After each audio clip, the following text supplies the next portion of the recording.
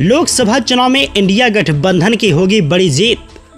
कांग्रेस के दिग्गज नेता ने कर दिया बड़ा दावा, मची अफरा तफरी। दरअसल आपको बता दें, लोकसभा चुनाव के दूसरे चरण की वोटिंग मुहाने पर है। तब सियासी विमर्श की गर्मा गर्मी का पारा उफान चढ़ने लगा है।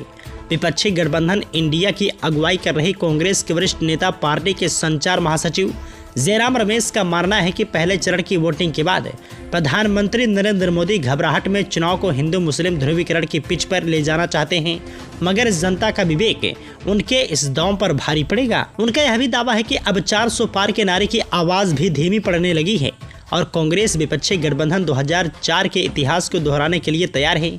चुनावी बहस की गर्मी से जुड़े मुद्दों पर दैनिक जागरण के सहायक संपादक संजय मिश्र ने कांग्रेस की संचार रणनीति की कमान संभाल रहे जयराम रमेश से खास बातचीत की।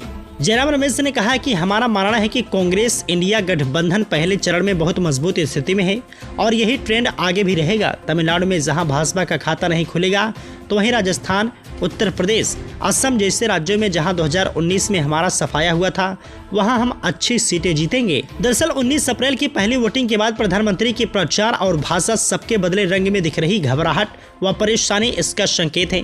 कांग्रेस का न्याय पत्र 3 अप्रैल को जारी हुआ और 1-2 छोटी आलोचनाओं के अतिरिक्त कोई खास बात नहीं हुई, पर पहले चरण की वोटिंग के बाद पीएम ध्रुवीकरण के अपने पुराने रास्ते पर आ गए। जानबूझकर तथ्यों से परे जाकर जहरीली भाषा में कांग्रेस और उसके नेतृत्व पर आक्रमण कर रहे हैं।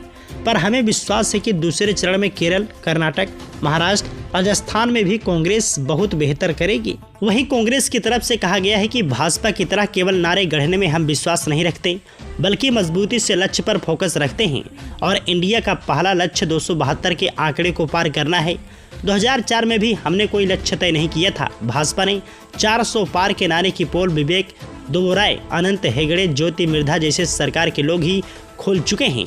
बाबा साहब का संविधान बदलने के लिए उसे ये सीटें चाहिए, लेकिन पहले चरण की वोटिंग के बाद 400 पार का प्रधानमंत्री ढिढोरा नहीं पीट रहे हैं और इसको लेकर उनकी आवाज़ की गति अब धीमी हो गई है। संविधान का स्तंभ सामाजिक न्याय है और इसका आधार आरक्षण है। जनगणना में 3 साल का विलंब इसलिए किया गया है कि संख्या सामने आई तो SC, ST, OBC आरक्षण बढ़ाने का दावा होगा। इससे बचने के लिए 400 पार का नारा दिया गया है।